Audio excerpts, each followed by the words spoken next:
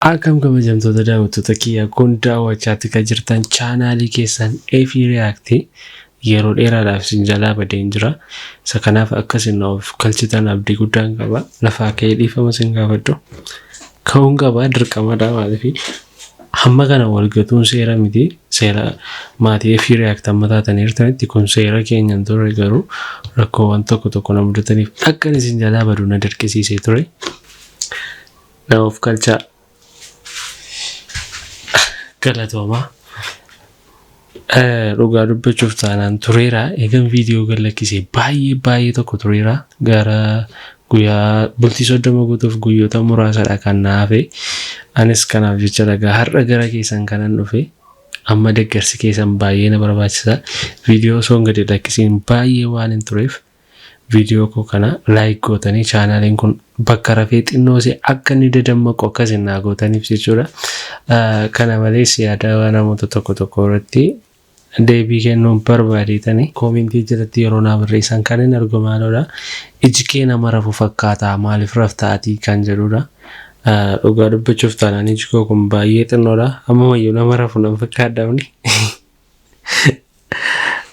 So garuu maalodha an viidiyoo yeroo hundumaa kan walaabu halkanidha. Halkanii waraaba guyyaa hojii biraa waan hojjedhuuf naan mijatu halkanii waraaba gara jammaraarraa halkan gara sa'aatii 4 booda chibtee isaabii waraabuu fi iji koo xinnoo ishee hin dadhabaa laayitii kana ifa kana ilaaluun isillee xinnoo ishee hin jibaa sanaaf jechadha. Kana fooyyessuudhaaf immoo xinnoo ishee yeroo viidiyoo waraabuu ajjeesti godhadhee itti qophaa'an jiraasa kana nan fooyyessaa isiniin jechuun barbaada. Gaaffii namoota baay'eedha. Garuu iji koo xinnoodha stiil. So kana isiniin jechuun barbaada. Akkasumallee irra guddaa wanti isin irraa barbaadu maatii Eefii React. Viidiyoowwan an as YouTube gubbaa fidee akkasiin itti bohaartan waa tokko irraa bartan walitti qabee isiniif fidu yeroo baay'ee namoota hiriyoota koo namoota natti sissiqan viidiyoo TikTok irraa meeshiniin itti godhan akkasumallee share naa godhan sana irratti akka waliin react goonu. More viidiyoo TikTok gubbaa irratti gaafa agartan kan isin barsiisu kan baay'ee isin bashannansiisu gaafa agartan maqaa koo username TikTok kootii description keessa saniin kaa screen irrattis akkuma argaa jirtan kana TikTok irratti meeshinii yoo na gootan baay'ee natti tola nan fudhadha.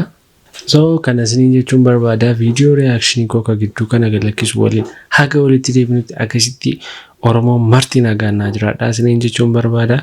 Akkasumallee chaanaalii kana subscribe gochuudhaan like gochuudhaan share gochuudhaan na bira akkasiin dhaabbattan isiniin jechuun barbaada. Amma ammaatti maatii Eefii React taatan isin jaallatamtoota guddaan isin kabaja.